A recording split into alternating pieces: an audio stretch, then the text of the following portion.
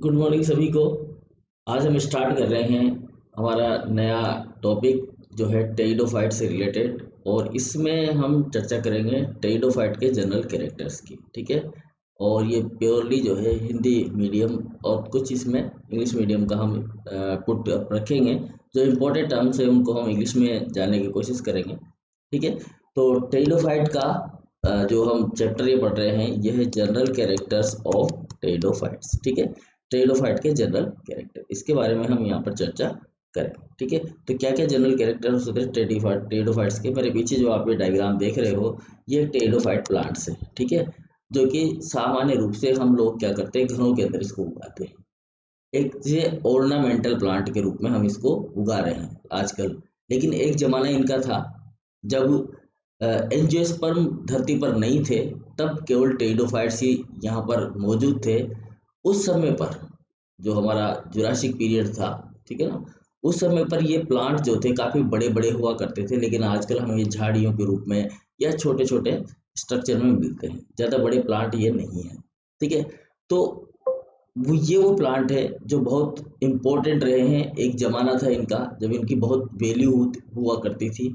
लेकिन आज इनको जो है रिप्लेस कर दिया गया है एनवायरनमेंट के द्वारा, नेचर के द्वारा। ठीक है। सभी चीज़ों का एक समय आता है और सभी चीज़ें जो है एक पर्टिकुलर टाइम पर डिस्ट्रॉय हो जाती है या उनकी जगह पर दूसरे चीज़ों की जगह हम जीव के बारे में बात करें तो दूसरे जो जीव होते हैं वो उनका स्थान ले लेते हैं। ठीक है ना। तो समझ रहे मेरी बात को।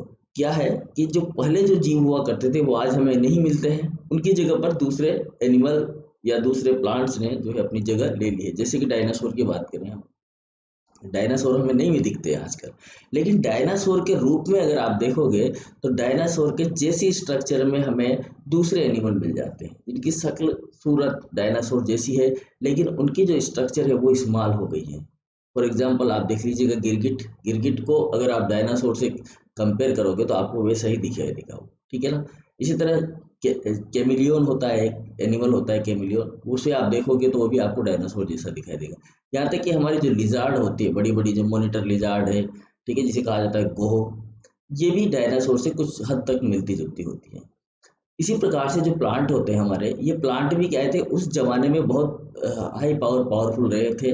लेकिन बाद में धीरे धीरे एनवायरनमेंट में बदलाव की वजह से, एनवायरनमेंट में चेंजेस की वजह से इन्होंने भी अपने आप को चेंजेस कर लिया और टेरिडोफाइट से ही जिम्नोस्पर्म के अंदर कन्वर्ट हो गया, ऐसा माना जाता है। ठीक है। कुछ टेरिडोफाइट्स नष्ट हो गए जो आज हमें मिलते नहीं हैं। फॉर एग्जांपल जैसे जिंको है, वह जिम्नोस्पर्म है जिंको। तो कुछ टेरिडोफाइट्स जो हमें नहीं मिलते हैं, लेकिन कुछ टेरिडोफाइट्स हैं जो आज भी हमें मिलते हैं और वो एज ए एंसेस्टर हमारे काम आ रहे हैं। ठीक है ना, हमारे एंसेस्टर के रूप में, प्लांट्स के एंसेस्टर के रूप में काम आ रहे हैं और उन्हें हम जो है ऑर्नामेंटल प्लांट्स के रूप में ग्रो कर रहे हैं। लेकिन आज भी वो बने हुए हैं। उन्होंने क्या है, एनवायरनमेंट से लड़ना सीख लिया, एनवायरनमेंट के प्रति उन्होंने अपने आप को ढाल लिया, इसलिए वो आज तक बचे हुए हैं। एक दिन ऐसा आएगा कि इंसान भी जो है अपनी सूरत शक्ल जो आज जो हमें दिखाई दे रहा है, जिस तरह के हम हैं इंसान, ऐसे इंसान ये आने वाले समय में बदल जाए। क्यों? क्योंकि पहले हम भी क्या हुआ करते थे, बंदर हुआ करते थे। पता है आपको, पढ़ा है आपने इवोल्यूशन के अंदर। तो बंदर से हम क्या बने, इंसान बने। आगे इस इंसान जो रूप आज हमारा है उससे उसका भी क्या है, उसमें भी चेंजेस आएंगे। उसमें भी चेंजेस कब आएंगे? जब काफी समय गुजर जाएगा, हजारों लाखों साल गुजर जाएंगे, तब हमारे इस ह्यूमन बॉडी के अंदर भी बहुत सारे चेंजेस आ जाएंगे और हमारी जो शक्ल सूरत जो आज हमें मिल रही है वो हमें दूसरे मानव के रूप में नजर आएगी आने वाले लाखों सालों बाद। ठीक है। तो ऐसे बदलाव होते रहते हैं। तो उन्हीं बदलावों में क्या क्या बदलाव हैं, किस तरह के स्ट्रक्चर के अंदर पाई जाती थी और पाई जाती हैं, इसके बारे में हम यहाँ पर अध्ययन करेंगे। ठीक है। तो जनरल कैरेक्टर्स को हम स्टार्ट करते हैं। ये तो था थोड़ा सा इंट्रो, ताकि आप सब्जेक्ट से जुड़ जाएं कि हम पढ़ना क्या चाह रहे हैं और हमें पढ़ना क्या है। ठीक है ना। दो पर्सपेक्टिव है हमारे पास में। आपने फर्स्ट ईयर में पढ़ा होगा एल्गी, उसके बाद आपने पढ़ा उसके अंदर लाइकेन, फिर उसके बाद में आपने पढ़ा उसके अंदर ब्रायोफाइट्स। ठीक है ना, ये तीन चीजें पढ़ी थी। तो लाइकेन को अगर हम छोड़ दें तो एल्गी, ब्रायोफाइट आपने वहां पर पढ़े। फिर उसके बाद में जो है जिम्नोस्पर्म। ठीक है। टेरिडोफाइट के बाद में फिर आएंगे जिम्नोस्पर्म और जिम्नोस्पर्म के बाद में आएंगे कौन से, एंजियोस्पर्म। ऐसे इवोल्यूशन हुआ है प्लांट्स का इवोल्यूशन कैसे हुआ है थोड़ा सा ये समझ लेते हैं हम। देखिएगा, सबसे पहले थे एल्गी, एल्गी प्लांट थे, ठीक है ना, ये छोटे छोटे से प्लांट थे। एल्गी के बाद में ये बने क्या, लाइकेन को अगर हम अलग कर दें, ब्रायोफाइट्स, ये क्या बने, ब्रायोफाइट्स बने, ठीक है। यानी कि जो एल्गी है उसने अपना उद्विकास किया, अपना इवोल्यूशन किया किसके अंदर, ब्रायोफाइट्स के अंदर। किसके अंदर किया भाई, ब्रायोफाइट्स के अंदर, ठीक है। तो एल्गी से क्या बने, ब्रायोफाइट, ब्रायोफाइट से फिर ये बने टेरिडोफाइट्स, ब्रायोफाइट से टेरिडोफाइट्स, टेरिडोफाइट्स, ठीक है।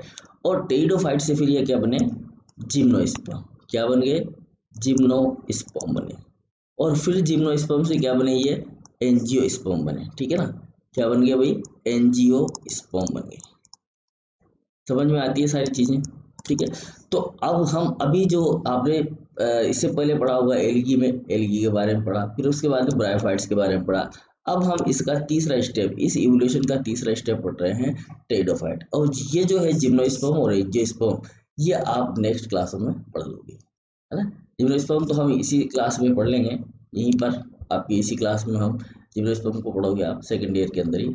और ये जो है एंजियोस्पर्म वाला जो टॉपिक है ये आप पढ़ेंगे कहाँ पर, फाइनल ईयर के अंदर, ठीक है। तो ये देखो, ये फर्स्ट में पढ़ा हमने फर्स्ट ईयर के अंदर, ये हम सेकेंड ईयर के अंदर पढ़ते हैं, और ये हम थर्ड ईयर के अंदर पढ़ते हैं। तो हम एज स्टेप बाय स्टेप इस चीज को पढ़ते हैं, ठीक है। तो चलिएगा अब स्टार्ट करते हैं हम जनरल कैरेक्टर को। आप बोलोगे काफी सारा ओवरव्यू दे दिया सर ने, ठीक है।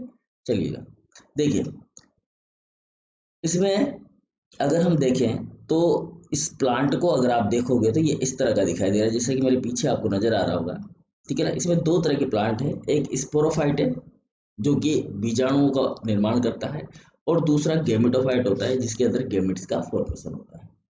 एक तो कैसा है, इसके अंदर स्पोरोफाइट है, दिख रहा होगा आपको, स्पोरोफाइट है जो कि स्पोर का फॉर्मेशन करता है, और दूसरा क्या है, गेमेटोफाइट है जो कि गेमेट का फॉर्मेशन करता है, ठीक है। जो स्पोर का फॉर्मेशन करता है उसे हम स्पोरोफाइट बोलते हैं, और जो गैमेट का फॉर्मेशन करता है उसे हम गैमेटोफाइट। स्पोर का मतलब होता है बीजाणु, ठीक है ना। यहाँ पर छोटे छोटे बीजाणु बनाए जाते हैं, यानी कि ऐसा पौधा जिसके ऊपर अगर बीजाणु बन रहे हैं तो वो पौधा कहलाता है स्पोरोफाइट। और ऐसा पौधा जिसके ऊपर गैमेट का फॉर्मेशन हो, गैमेट का मतलब गैमेट बीज जो है, जो गैमेटेंजिया होते हैं, मतलब जहाँ पर गैमेट बनते हैं, जैसे कि एंथ्रीडियम, आर्किगोनियम, ऐसी स्ट्रक्चर अगर किसी स्ट्रक्चर के ऊपर पाई जा रही है तो उसको हम बोलते हैं गैमेटोफाइट। फाइट्स का मतलब होता है प्लांट्स, और गैमेट्स का मतलब होता है उसको, उस गैमेट्स को धारण करने वाले पादप, पादप स्ट्रक्चर, प्लांट स्ट्रक्चर जो है वो जो उस गैमेट को धारण किए रहती है, ठीक है ना। ये बात समझ रही है हमें। देखिए इंपॉर्टेंट चीज है यहाँ पर स्पोरोफाइट और गैमेटोफाइट, इसमें कंफ्यूजन बहुत होता है। और इन पूरे का पूरा जो टेरिडोफाइट्स है, टेरिडोफाइट्स में आपको बार बार यही कहानी सुननी है और यही कहानी पढ़नी है कि क्या टेरिडोफाइट्स के अंदर कौन सा स्पोरोफाइट होता है, फिर गेमेटोफाइट आ जाएगा, फिर स्पोरोफाइट आ जाएगा, फिर गेमेटोफाइट आ जाएगा, बस सब कुछ यही चलता रहेगा, ठीक है ना। अब इनकी जो स्ट्रक्चर्स होती है वो डिफरेंट होती है, किसी में क्या होता है, किसी में क्या होता है, ठीक है ना। किसी में एंथ्रीडियम एक ही थैलस के ऊपर बनती है, किसी में एंथ्रीडियम और आर्किगोनियम दोनों थैलस के ऊपर बनती है ना। और कैसी स्ट्रक्चर होती है, देखो आप इसको देखोगे तो ये थैलस स्ट्रक्चर है, जो गेमेटोफाइट है इसका, ये थैलॉइड स्ट्रक्चर है जो एल्गी से समानता रखता है। क्योंकि एल्गी जो हमारे जो शैवाल थे, शैवाल ब्रायोफाइट्स, वो क्या थे, ऐसे स्ट्रक्चर वाले थैलस प्लांट थे, ठीक नहीं थे, पढ़ा है हमने, ठीक है। अब आप इसको देखो स्पोरोफाइट को, ये कैसा दिख रहा है आपको, पादप जैसा दिख रहा है, नहीं दिख रहा, पत्तियां आ रही है इसके ऊपर, है ना, लीव्स लगी हुई है, शाखाएं हैं, ब्रांचेज हैं, तो ये प्लांट जैसी सिमिलरिटी शो करता है, ठीक है ना। तो ये एक प्रकार का इवोल्यूशन है इनका, जो गेमिट से, गेमिटोफाइट से स्पोरोफाइट के अंदर कन्वर्ट हुए। इसकी जो प्रारंभिकता हम देखें तो यह गेमेटोफाइट से हमें नजर आती है, क्योंकि गेमेटोफाइट जो है थैलोइड प्रकार का प्लांट होता है इसका, और जबकि स्पोरोफाइट होता है वो प्लांट जैसा, छोटे छोटे जो प्लांट्स होते हैं उनके जैसा हमें नजर आता है, ठीक है। तो इसमें जो प्रथम और मुख्य पीढ़ी होती है वो क्या होती है, स्पोरोफाइटिक होती है। कैसी होती है, स्पोरोफाइटिक, यानी कि प्रारंभिक पीढ़ी जो होती है वो क्या होती है, यहाँ पर स्पोरोफाइट होती है, ठीक है ना। स्पोरोफाइट से ही बीजाणु का निर्माण होगा, बीजाणु ग्रो होगा, और ग्रो होकर बीजाणुधानी, सॉरी, जो बीजाणु है वो उगेगा, और उगकर क्या बनाएगा, आपका थैलोफाइट बनाएगा, सॉरी गेमेटोफाइट बनाएगा, जिसको हम थैलोइड स्ट्रक्चर है वो गेमेटोफाइट बनाएगा। देखिएगा ये स्पोरोफाइट है, ये प्लांट जो है क्या है, स्पोरोफाइट है। और इस स्पोरोफाइट पर इनकी जो ये जो लीव्स लगी हुई ना, इन लीव्स के अंदर है, यहाँ पर छोटी छोटी सी आपको दिखाई दे रही होंगी, अगर नहीं दिख रहा तो कोई बात नहीं, यहाँ पर जो है छोटी छोटी सी जो है बीजाणुधानियां हैं, छोटी छोटी सी क्या लग रही है, बीजाणुधानियां लग रही है। किसके ऊपर, इसकी जो लीव है उनके ऊपर, ठीक है, इसकी जो पत्तियां हैं उनके ऊपर छोटी छोटी सी बीजाणुधानियां यहाँ पर लगी हुई है। ठीक है, इसको थोड़ा सा और छोटा कर लेते हैं हम, 2 साइज कर लेते हैं थोड़ा और, 1,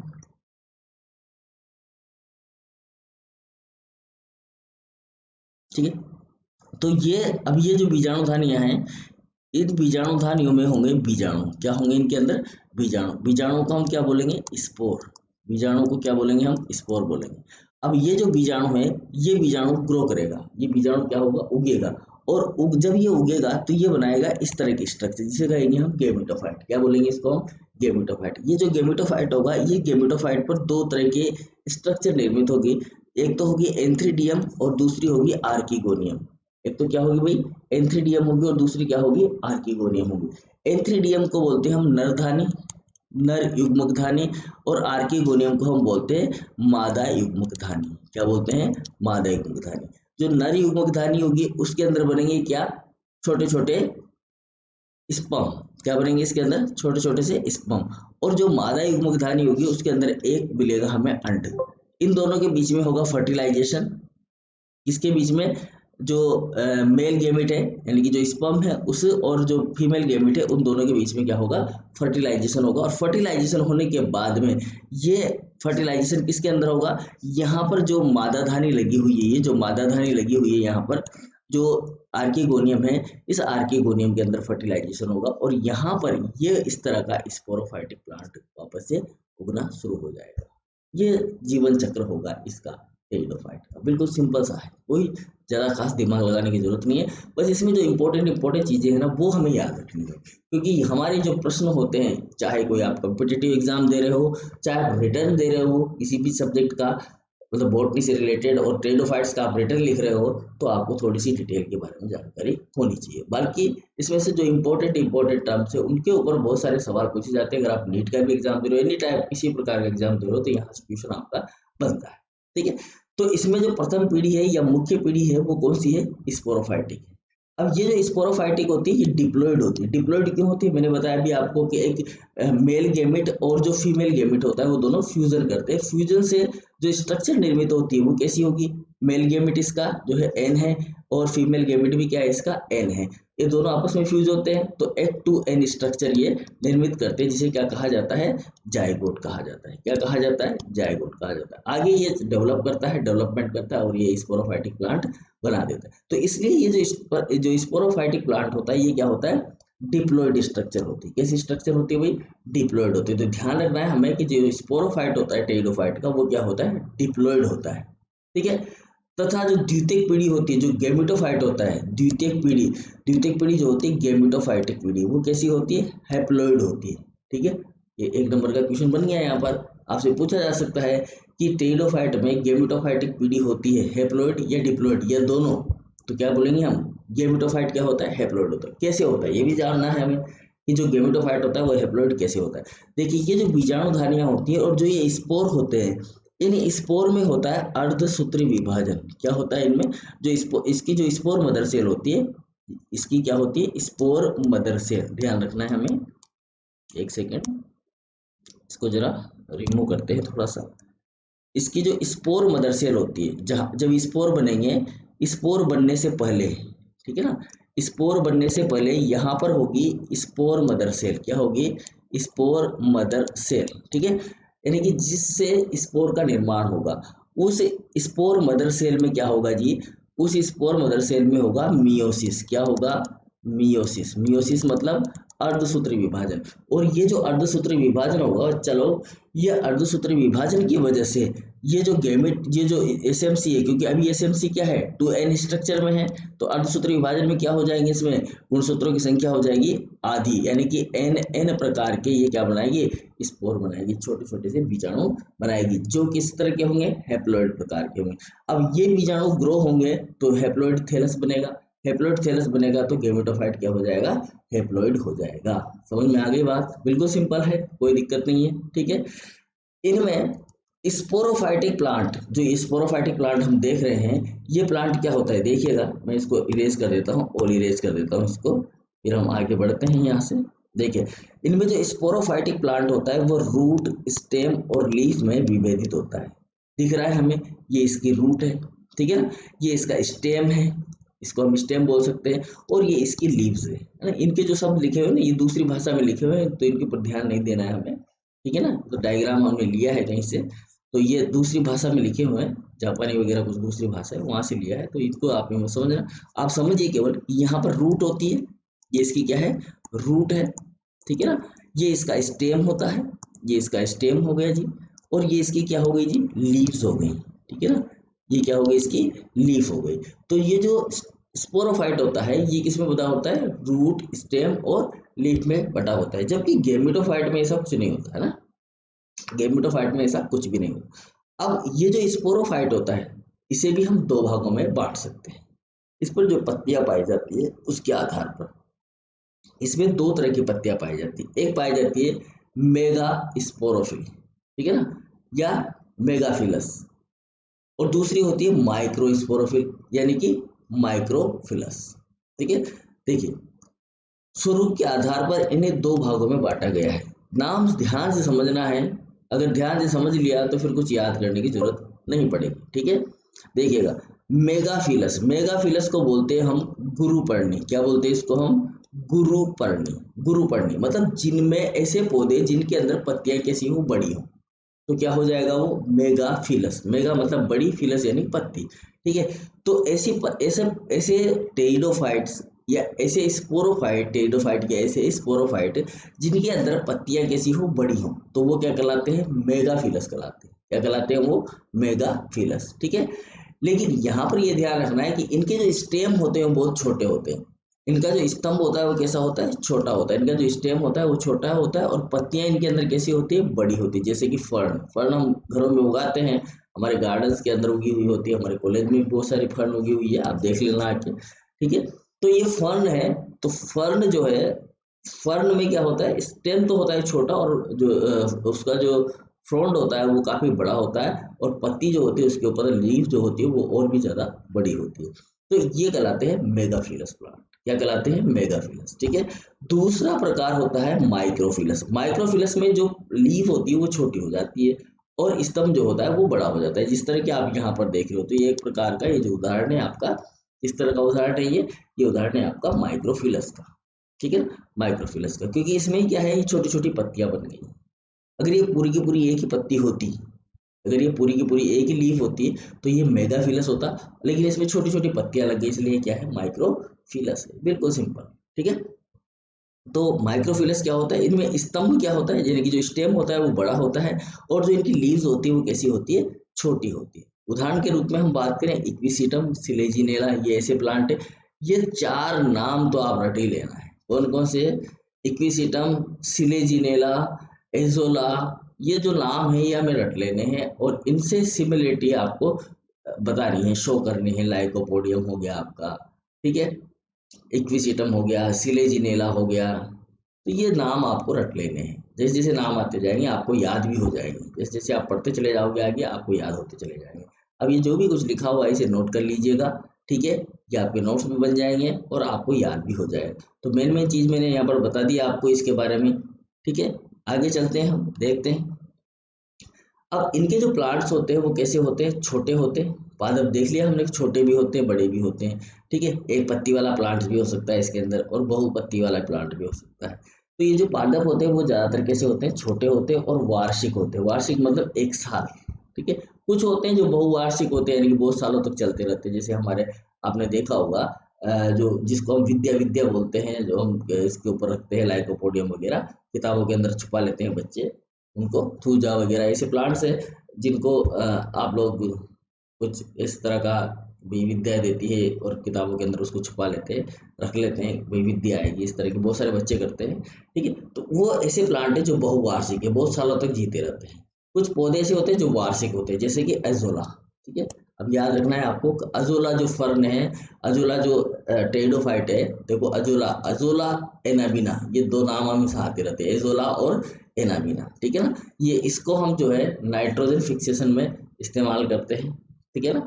तो बहुत ही अच्छी इसकी खाद होती है, जो मैनोर होता है एजोला का वो दिया जाता है चावल के खेत में, आपको पता होगा।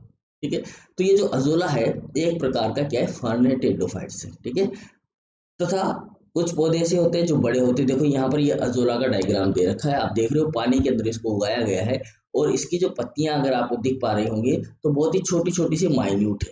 कभी कभी आपने भी देखा होगा तालाबों के अंदर ये काय की तरह छाया रहता है, लोग इसको एलगी समझ लेते हैं, जबकि ये शैवाल ना होकर क्या है, टेरिडोफाइट होता है। और बिल्कुल छोटा छोटा सा बारीक बारीक सी इसके अंदर छोटी छोटी सी पत्तियां होती हैं। तो आप भी, अगर आपको भी दिख जाए इस तरह का प्लांट, तो समझ लेना ये क्या है, एजोला है, ठीक है। तो अजोला तथा जो ये तो कैसा है, छोटा है और वार्षिक प्लांट्स है। दूसरे प्लांट होते हैं जो बड़े होते हैं और कैसे होते हैं, बहुवार्षिक होते हैं। बहुवार्षिक यानी कि एक से ज्यादा सालों तक जीने वाले होते हैं, जैसे कि एंजियोप्टेरिस। एंजियोप्टेरिस का डायग्राम आप यहाँ पर देख रहे हो, ये एंजियोप्टेरिस है, ये बहुवर्षीय जो है टेरिडोफाइट है, ठीक है। और एजोला जो है वो क्या है, एक वर्षीय टेरिडोफाइट है। ये एक वर्षीय टेरिडोफाइट है, यानी कि वार्षिक, 1 साल के बाद में इसको दोबारा से जन्म करना पड़ेगा, रिप्रोडक्शन करना पड़ेगा और दोबारा से अपना वृद्धि करनी पड़ेगी। जबकि ये जो प्लांट होंगे इनके ऊपर वर्षों तक बीजाणु बनते रहेंगे और नए नए प्लांट बनते रहेंगे, और ये भी खुद भी जीवित रहेगा, ठीक है जी। दूसरा उसके बाद में कुछ ये जो इस तरह के जो टेरिडोफाइट होते हैं ये स्थलीय होते हैं, ठीक है ना। कैसे होते हैं भैया, स्थलीय होते हैं, जलीय और मरुद्भिद आवासों में भी पाए जाते हैं। इनका सभी जगह पाए जाते हैं, ठीक है। जल में भी पाए जाएंगे, ये उग रहा है जल के अंदर। कुछ पौधे ऐसे होते हैं जो कि स्थलीय होते हैं, जैसे कि एंजियोप्टेरिस हो गया। कुछ पौधे ऐसे होते हैं जो मरुद्भिद होते हैं, जैसे लाइकोपोडियम वगैरह, ये जंगलों में, इसमें भी रेगिस्तानी जो भूमि होती है या कम पानी वाली मृदा होती है उसके अंदर भी ये बड़ी इजीली, बड़ी आसानी से ग्रो हो जाते हैं, ठीक है। तो समझ में आई बात ये। चलिए, तो 3-4 चीजें हो गई, अभी इनको ध्यान रखना है आपको, ठीक है। धीरे धीरे स्टेप बाय स्टेप समझते जाइए और इनको ध्यान भी रखना है, हमें मेमोराइज रखना है, ठीक है ना। ये चीज बहुत इंपॉर्टेंट है। आगे सवाल पूछे जाएंगे, फिर आप कहोगे सर ये तो पता नहीं था, कैसे हो गया गलत, है ना। चलिए, इनमें पत्तियां जो होती है वो कैसी होती है, सल्की होती है। सल्की मतलब इनके ऊपर शल्क पाए जाते हैं, छोटी होती है और अवृंत होती है, इनमें कोई व्रंत नहीं पाया जाता, ठीक है ना। अवृंत मतलब जो पर्ण होगी उस पर्ण के ऊपर, जैसे जब हम पत्ती बनाते हैं ना, इस तरह से जब हम लीफ बनाते हैं तो उसके नीचे एक व्रंत बनाते हैं, इस तरह का ये व्रंत बना दिया हमने, ठीक है ना। तो ऐसा कोई व्रंत यहाँ पर सॉरी, ऐसा कोई व्रंत यहाँ पर नहीं पाया जाता है, ठीक है ना। यह व्रंत रहित पत्ती होती है, इस तरह की पत्ती होती है, इसके ऊपर कोई व्रंत नहीं होता और सीधी यहीं पर ही, यहीं से ही शाखा पर लगती है। शाखा होगी यहाँ पर, इस शाखा पर सीधी डायरेक्टली यहाँ से लगेगी, ठीक है। तो इनमें जो पत्तियां होती है कैसी होती है, सल्की होती हैं। सल्की मतलब इसके ऊपर हल्के हल्के से इस तरह से शल्क पाए जाते हैं, इस तरह के शल्क होते हैं इसके ऊपर, पत्ती के ऊपर। जब आप इसको माइक्रोस्कोप में देखोगे या कोई बड़ी पत्ती होता है, जब आप उसको छू कर देखोगे तो आपको पता चल जाएगा, छोटी होती है और अवृत होती है, ठीक है। जैसे कि फॉर एग्जाम्पल लाइकोपोडियम और सिलेजिनेला, ठीक है। अथवा बड़ी व संयुक्त होती है, बड़ी भी होती है और संयुक्त भी होती है। बड़ी का मतलब हो गया लार्ज, ठीक है ना, बड़ी हो सकती है, और संयुक्त भी हो सकती है। संयुक्त मतलब जैसे कि इस तरह से जुड़ी हुई है, ये जुड़ी हुई पत्ती है, तो इस तरह की पत्तियां जो है संयुक्त पत्तियां कहलाती हैं, ठीक है। इनके जो स्तंभ होते हैं, स्तंभ इसका देखेंगे आप तो ये शाखित होता है। इनका जो तना होता है वो कैसा होता है, शाखित होता है, जैसा कि आप इस डायग्राम के अंदर देख पा रहे होंगे यहाँ पर नीचे की साइड में, ठीक है। ये देखो, ये जो स्टेम है इसका, ये शाखित हो रहा है, ये शाखित है, एक चली गई इधर, एक चली गई इधर, एक चली गई इधर, एक चली गई इधर, इस तरह से जा रही है, तो ये शाखित प्लांट है, ठीक है ना। तो इनका स्तंभ कैसा होता है, शाखित होता है। तथा शाखन जो होता है वो मोनोपोडियल, एक लाक्षी या डाइकोटोमस होता है, यानी कि द्विभाजी शाखन होता है। एक तो होता है एक लाक्षी शाखन, ठीक है, और एक होता है द्विलाक्षी या द्विभाजी शाखन। एक लाक्षी शाखन में तो क्या होता है भाई, कि ये कि जो स्ट्रक्चर है, ये चली गई, इसकी 2 शाखाएं बन गई, ठीक है। फिर ये चली गई, इसकी 2 शाखाएं बन गई, फिर ये चली गई, इसकी 2 शाखाएं बन गई, फिर ये चली गई, ये 2 शाखाएं बन गई, फिर ये चली गई, ये 2 शाखाएं बन गई। इस तरह से शाखाएं बनती चली जाती है और ये प्लांट इस तरह का होता है। द्विभाजी शाखन जो है यहाँ पर आप देख रहे हो, एक शाखा चली, एक शाखा चली, देखिएगा ये एक शाखा चली, इसकी 2 शाखाएं बनी, ठीक है। अब ये शाखा चल रही है तो इसमें भी 2 शाखाएं बनेंगी और इसमें भी कितनी शाखाएं बनेंगी, 2 शाखाएं बनेंगी। फिर ये आगे चलेगी, फिर इसमें 2 शाखाएं बनेंगी, फिर इसमें 2 शाखाएं बनेंगी, फिर ये चलेगी, फिर इसमें 2 शाखाएं बनेगी। ऐसे इस तरह से ये आगे भी 2-2 शाखाओं में बढ़ता हुआ चला जाएगा। इसे कहेंगे द्विभाजी शाखन, यानी कि डाइकोटोमस, ठीक है। डाइकोटोमस ब्रांचिंग कहेंगे। और मोनोपोडियल ब्रांचिंग किसे कहेंगे, जिसमें केवल एक ही शाखा बनती जाती है, आगे आगे से आगे एक ही शाखा बनती जाती है और मुख्य शाखा वही रहती है, ठीक है ना, और बाकी की शाखाएं हटती चली जाती है। ठीक है। तो इस तरह के स्तंभ इसके अंदर पाए जाते हैं। तो ध्यान रखना है हमें, इसमें जो शाखन होता है वो एकलाक्षी यानी कि मोनोपोडियल और डाइकोटोमस दोनों प्रकार का शाखन इसके अंदर पाया जाता है। डाइकोटोमस और मोनोपोडियल दो तरह का इसके अंदर शाखन जो है वो पाया जाता है। ये चीज आपको ध्यान में रखनी है, ठीक है। मोनोपोडियल और डाइकोटोमस, ये दो चीजें आपको ध्यान रखनी है, बहुत इंपॉर्टेंट है, आगे इससे सवाल पूछे जाएंगे, ठीक है। चलिएगा नेक्स्ट देखते हैं। इनमें जो अंग होते हैं, इनके जो सभी अंग होते हैं वो कैसे होते हैं भाई, इनके जो अंग होते हैं वो कैसे होते हैं, सुविकसित संवहन तंत्र वाले होते हैं। मतलब इनके अंदर जो वेस्कुलर सिस्टम होता है वो सुविकसित पाया जाता है। इनका जो वेस्कुलर सिस्टम होता है कैसा होता है, सुविकसित संवहन तंत्र पाया जाता है इसके अंदर। देखिएगा, जो हमारे शैवाल थे, उन शैवालों में किसी प्रकार का कोई संवहन तंत्र नहीं पाया जाता, ना ही उनके अंदर किसी प्रकार का कोई टिश्यू सिस्टम पाया जाता। इसी प्रकार से हमारे जो ब्रायोफाइट थे उनके अंदर भी किसी प्रकार का कोई टिश्यू सिस्टम नहीं पाया जाता। लेकिन ये जो टेरिडोफाइट होते हैं इनके अंदर टिश्यू सिस्टम भी पाया जाता है। और ये जो प्लांट होते हैं काफ़ी एडवांस प्लांट थे, एल्गी और ब्रायोफाइट्स थे, इसलिए इनके अंदर धीरे धीरे जो आज जिस तरह से प्लांट्स के अंदर हमें जाइलम और फ्लोएम मिल रहे हैं, अगर हम कहें तो वो देन जो है वो टेरिडोफाइट्स की है।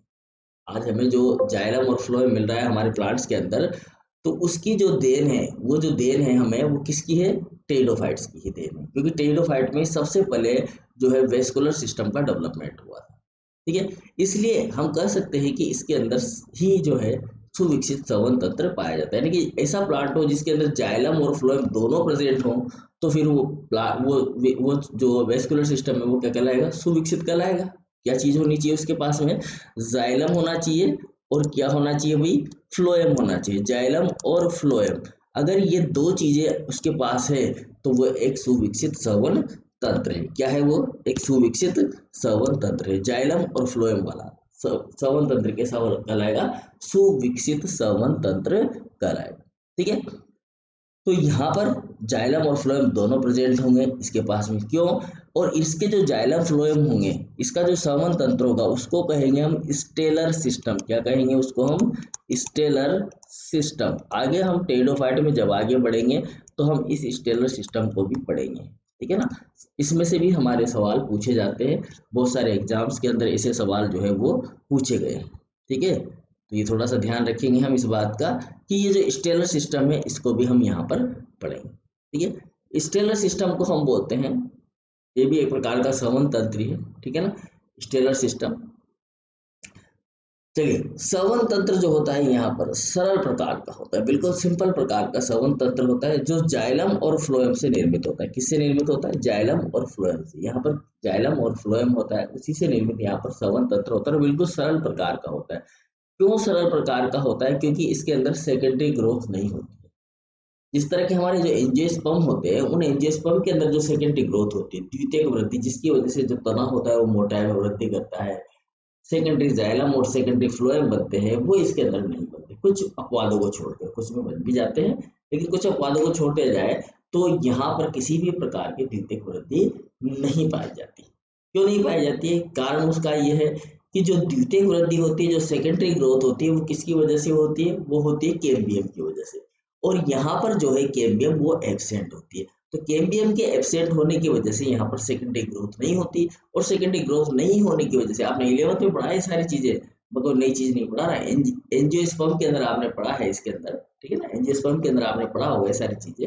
तो यहाँ पर कैम्बियम नहीं है, कैम्बियम नहीं है, तो उस कैम्बियम नहीं होने की वजह से इसके अंदर दोबारा से नया जो है वेस्कुलर सिस्टम डेवलप नहीं होता, यानी कि secondary vascular system, secondary xylem, secondary phloem यहाँ पर जो है डेवलप नहीं होता, ठीक है।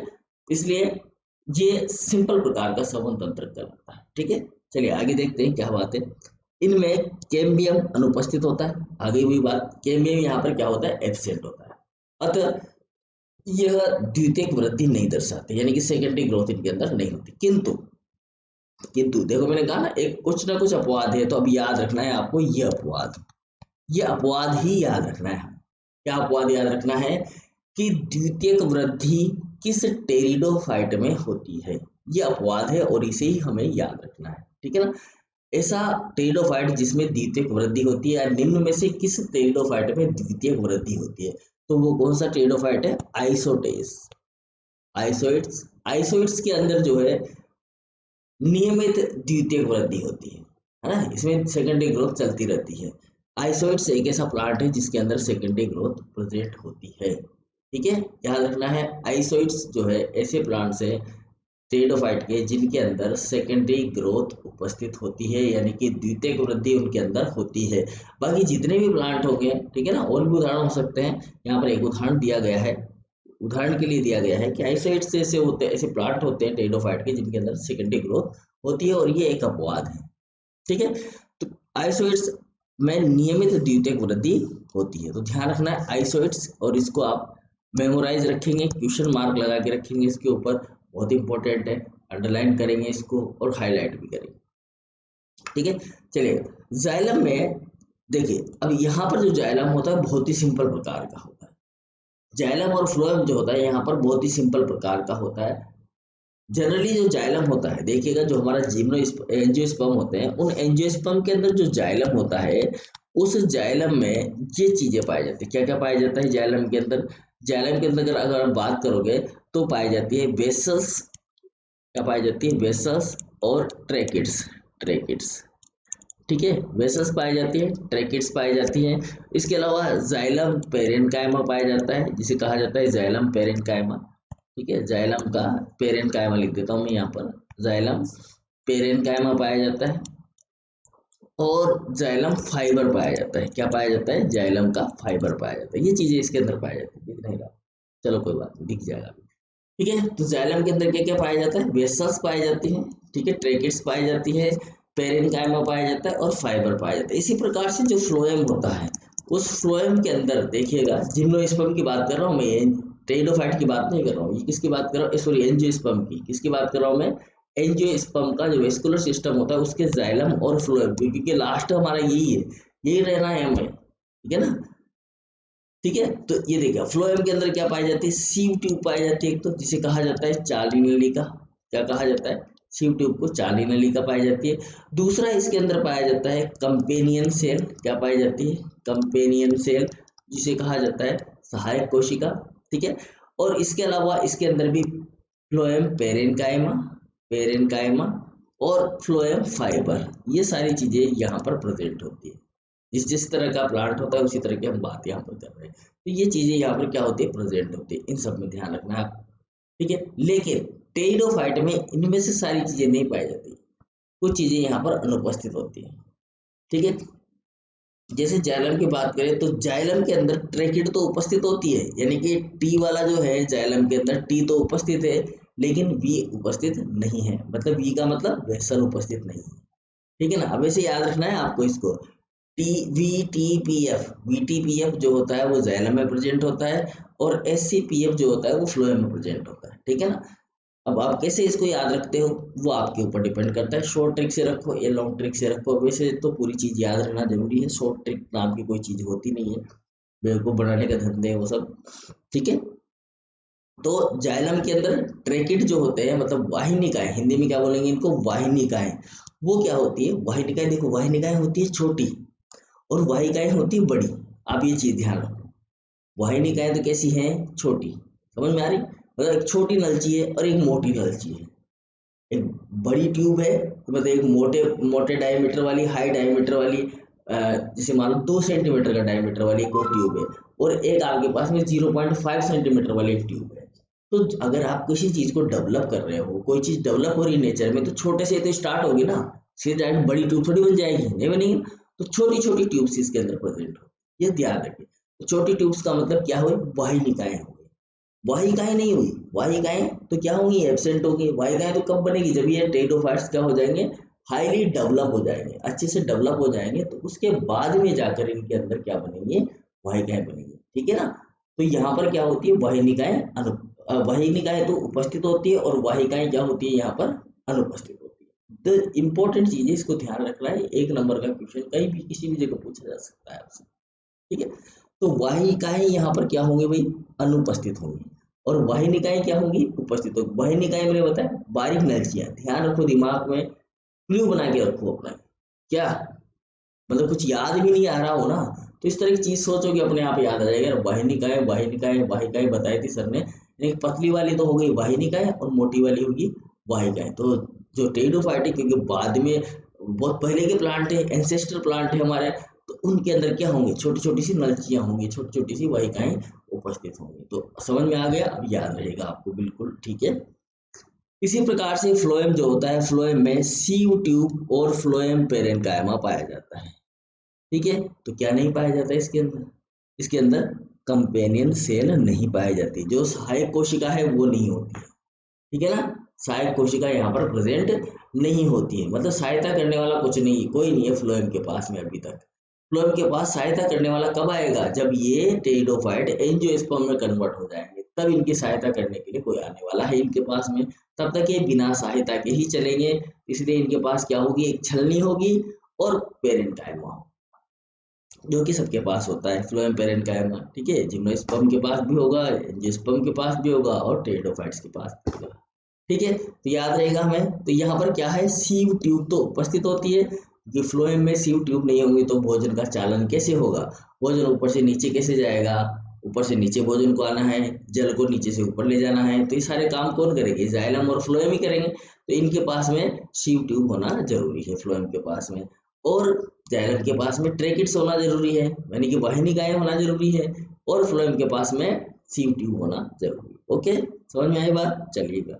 अब इसके कुछ अपवाद हैं, ये हमें ध्यान रखने हैं, क्योंकि प्रश्न हमारे अपवाद से आने वाला है।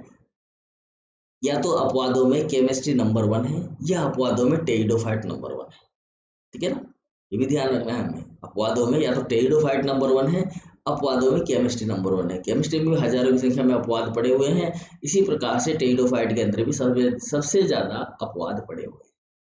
ठीक है, और ये अपवाद ही हमें याद रखने, क्योंकि हमसे जो प्रश्न पूछे जाते हैं वो इनके ऊपर बेस्ड क्वेश्चन होते हैं ज्यादातर, क्योंकि यहीं पर हम गलती कर जाते हैं और हमारी गलती यहीं पर पकड़ने में आती है। ठीक है, तो अपवाद देखिएगा, अपवाद में अगर बात करें तो जो टेरिस होता है, टेरिस है, विटाटा है, टेरिडियम है, एक्वेलिनम है, एक्टिनोप्टेरिस है, रेडियाटा है, इनके अंदर जाइलम में वेसल भी उपस्थित होती है, वाहिकाएं भी उपस्थित होती है। अब इतने सारे नाम बता दिए मैंने आपको, देखिएगा अब कितने नाम आपको याद रहते हैं जिसमें वाहिकाएं उपस्थित होती हैं।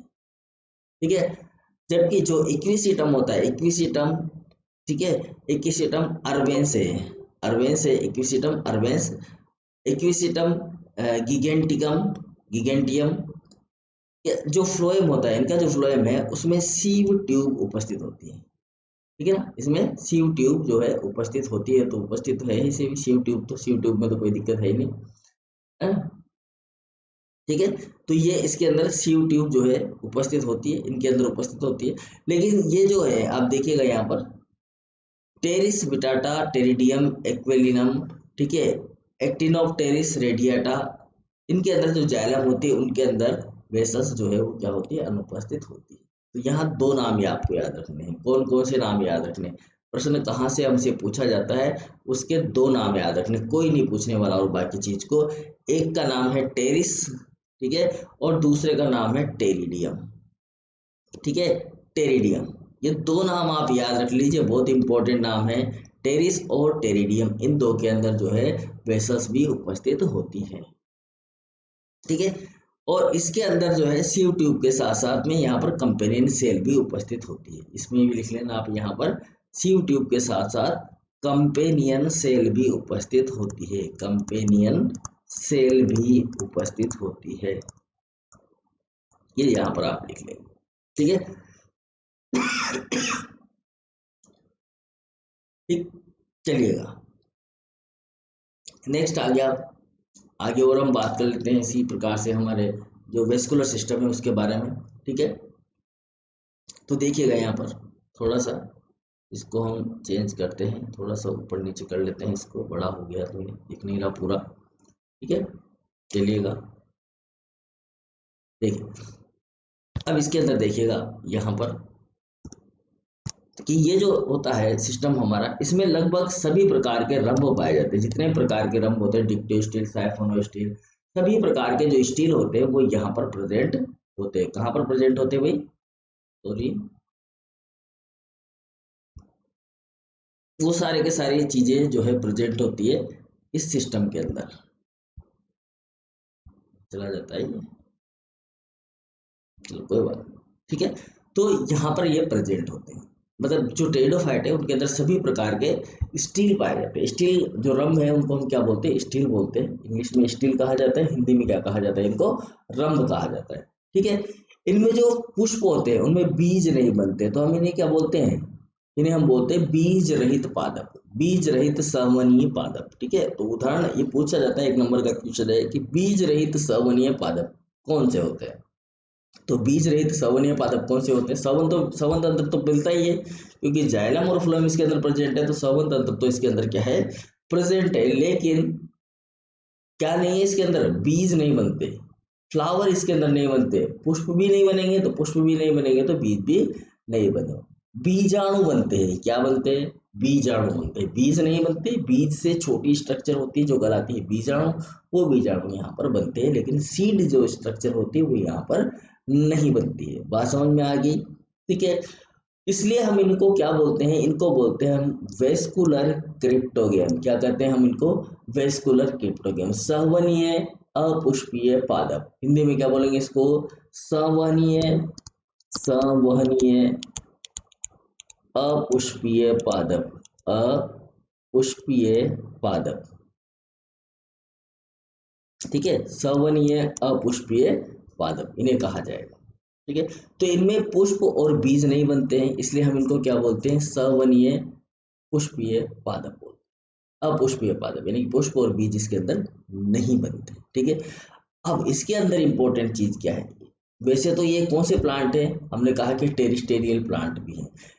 चाहे प्लांट टेरिस्टेरियल हो मतलब जमीन पर रहने वाला हो, ठीक है ना, स्थलीय प्लांट हो, चाहे वो जलीय प्लांट हो, कोई सा भी प्लांट हो, निषेचन के लिए, फर्टिलाइजेशन के लिए जल की आवश्यकता पड़ेगी। तो यहाँ पर जो निषेचन होता है उसके लिए जल की आवश्यकता होती है, बिना जल के इसमें निषेचन नहीं हो सकता, क्योंकि गैमेट्स को तैरने के लिए जो है वाटर की रिक्वायरमेंट होती है, ठीक है। इसमें जो जनन होता है, जनन जो होता है वो बीजाणु के द्वारा होता है, स्पोर के द्वारा ही जो गेमेटोफाइटिक पीढ़ी आती है। अभी मैंने बताया आपको, है ना, हमने यहाँ पर सीड नहीं कहा, सीड की जगह हमने क्या कहा यहाँ पर स्पोर, सीड को हमने क्या बोला है यहाँ पर स्पोर बोला है। यहाँ सीड होते नहीं है, बीज होते नहीं है, तो क्या होते हैं, बीजाणु होते हैं। देखो हिंदी और इंग्लिश में बहुत अंतर है ना। इंग्लिश में बीज को हम क्या बोलते हैं, बीज को हम बोलते हैं सीड, और इस जो बीजाणु होते हैं उसको क्या बोलते हैं, हम स्पोर बोलते हैं। क्या बोलते हैं उसको, हम स्पोर बोलते हैं, ठीक है ना। तो स्पोर और सीड में काफी अंतर होता है, तो यहाँ पर जो है स्पोर जो होते हैं वो प्रेजेंट होते हैं।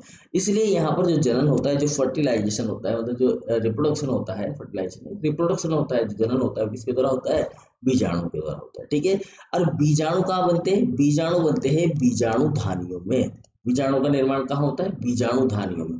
अब देखिएगा ये उसका स्पोरोफिल है, देखो ये पादप है, ठीक है ना, ये प्लांट है, कौन सा प्लांट है ये, जो टेरिडोफाइट है, ठीक है, एक टेरिडोफाइट है। अब ये एक पर्ण है, इसमें 2 पर्ण बनाता हूं मैं, एक पर्ण और बना देता हूँ यहाँ पर, एक लीफ और बना देता हूँ।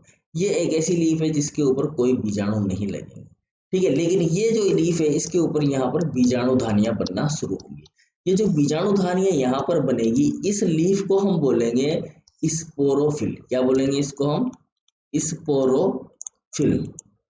क्यों बोलेंगे हम इसको स्पोरोफिल, क्योंकि इसके ऊपर ये स्पोरेंजिया लग रहे हैं। क्या लग रहे हैं यहाँ पर, स्पोरेंजिया, ठीक है, स्पोरेंजिया। अब ये जो स्पोरेंजिया लग रहे हैं जिसे हम क्या बोल रहे हैं, बीजाणु धानियां। ये जो स्पोरेंजिया है, इस स्पोरेंजिया के अंदर ये स्पोरेंजिया होगी, इस स्पोरेंजिया के अंदर होंगे आपके स्पोर। क्या होंगे इसके अंदर, स्पोर। ये क्या हो गए, अब आपके स्पोर हो गए, ठीक है। स्पोरेंजिया के अंदर क्या बन गए, स्पोर बन गए। समझ में आए बात। तो यहाँ पर जो बीजाणु धानियां होते हैं, बीजाणु जो होते हैं, स्पोरेंजिया कहाँ बनते हैं, ये स्पोरेंजिया कहाँ बनते हैं, स्पोरेंजिया, सॉरी, स्पोरेंजिया के अंदर क्या बनते हैं, स्पोर बनते हैं, ठीक है ना। स्पोरेंजिया के अंदर क्या बनते हैं, स्पोर बनते हैं। और स्पोरेंजिया कहाँ बनते हैं, स्पोरेंजिया बनते हैं स्पोरोफिल के ऊपर। तो स्पोरोफिल पर तो क्या बने, स्पोरेंजिया, और स्पोरेंजिया के अंदर क्या बने, स्पोर। अब सीधी सीधी बात है, बीजाणु पर्ण, स्पोरेंजिया को हम क्या बोलते हैं भैया, बीजाणु पर्ण। लेकिन बहुत कम पूछा जाएगा ना, बीजाणु पर्ण, स्पोरोफिल याद रखना है हमें। बीजाणु पर्ण के ऊपर क्या लगी, बीजाणु धानी, और बीजाणुधानी के अंदर क्या बना, बीजाणु। बस, समझ गए? ठीक है, चलिए। तो बीजाणु जो होते हैं वो बीजाणुधानियों में बनते हैं। ठीक है, बीजाणुधानियां पर्ण की वेंट्रल सतह दो तरह से लगती है, वेंट्रल सतह पर भी लगती है और जो उसकी डोर्सल सतह होती है उस पर भी लगती है। तो ज्यादातर कहाँ लगती है, वेंट्रल सतह पर। ठीक है, अब ये जैसे मान लेते हैं वेंट्रल सतह, वेंट्रल सतह और डोर्सल सतह समझिएगा। ये जो मेरा हाथ है, ये वाला जो सरफेस है ये इसका डोर्सल है। ठीक है ना, ये डोर्सल पार्ट है और ये इसका वेंट्रल पार्ट है। ठीक है, ये वेंट्रल पार्ट है, आप इसे समझिएगा। ठीक है, अब अगर जो पर्ण है, पर्ण इस तरीके से है, पर्ण किस तरीके से, इस तरीके से, तो ये डोर्सल हो गया और ये वेंट्रल हो गया। अगर पर्ण इस तरह से लगी हुई है तो ये वेंट्रल हो गया और ये डोर्सल हो गया। समझ में आया बात? ठीक है ना, अब ये किस तरह से किस पोजीशन में, ये आपको समझना है। केवल ये नहीं समझना कि ये वेंट्रल है और ये डोर्सल है। मैंने बताया आपको कि ये वेंट्रल है और ये डोर्सल है। अब मैं कहूँ कि बीजाणुधानी जो है वेंट्रल सतह पर लग रही है, तो जो पर्ण होगी वो इस तरीके से लगेगी। ठीक है ना, बीजाणुधानी लगेगी यहाँ। ठीक है, कभी कभी ये वेंट्रल सतह ऐसी भी हो सकती है, तो यहाँ पर भी ये लग सकती है, वो डिपेंड करता है प्लांट की स्ट्रक्चर के ऊपर। ठीक है, चलिए। तो बीजाणुधानियां जो होती है पर्ण की कहाँ पर लगती है, वेंट्रल सतह पर लगती है। उदाहरण दिया गया है पोलीपोडियम और साइथिया में। पोलीपोडियम और साइथिया में वेंट्रल सतह पर लगती है। पर्ण के कक्ष में भी लग सकती है, जैसे ये लीफ है तो यहाँ पर भी जो है एक स्पोरेंजिया यहाँ पर भी प्रेजेंट हो सकता है, यहाँ पर भी, जिसे हम मेगा स्पोरेंजियम बोलेंगे, आगे हम डायग्राम में देख लेंगे, इस बात को समझ लेंगे। तो पर्ण के कक्ष में भी लग सकते हैं, जिसे हम कहेंगे जैसे कि ओफियोग्लोसम के अंदर लगती है। ठीक है, ठीक है, और दूसरी होती है क्वालिन, यानी कि स्तंभ के ऊपर लगने वाली, यहाँ पर भी लग सकती है बीजाणु। बीजाणुधानी कहाँ पर लग सकती है, यहाँ पर, इस स्टेम के ऊपर भी अगर बीजाणुधानी लग जाती है तो उसे कहते हैं क्वालिन। ठीक है, जो कि लगती है किसके अंदर, साइलोटम और राइनिया। तो अब समझ में आ गई बात, जरूरी नहीं है कि बीजाणुधानी जो है वो बीजाणु पर्ण पर ही लगे। अगर बीजाणु पर्ण पर लग रही है, मतलब किसी पत्ती पर लग रही है, तो उस पत्ती को हम क्या बोल देंगे, बीजाणु पर्ण बोल देंगे, क्योंकि वहां पर बीजाणुधानी लग रही।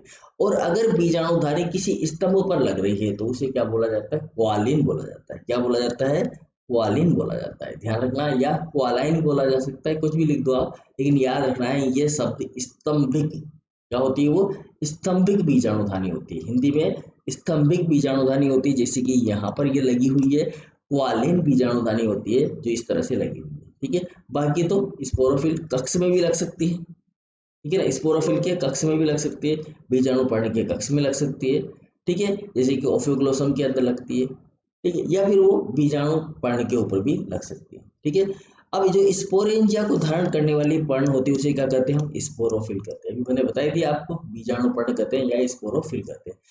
जिस स्पोरोफिल पर मेगा स्पोरेंजिया यानी कि गुरु बीजाणुधानियां लगती है। देखो, अब बीजाणुधानियां भी दो प्रकार की हो गई हमारे पास में, एक गुरु बीजाणुधानी और एक लघु बीजाणुधानी। ठीक है, ऐसी बीजाणुधानी जिसके अंदर जो है गुरु बीजाणु का निर्माण होगा, यानी कि फीमेल गेमेटोफाइट का फॉर्मेशन होगा उस बीजाणु से।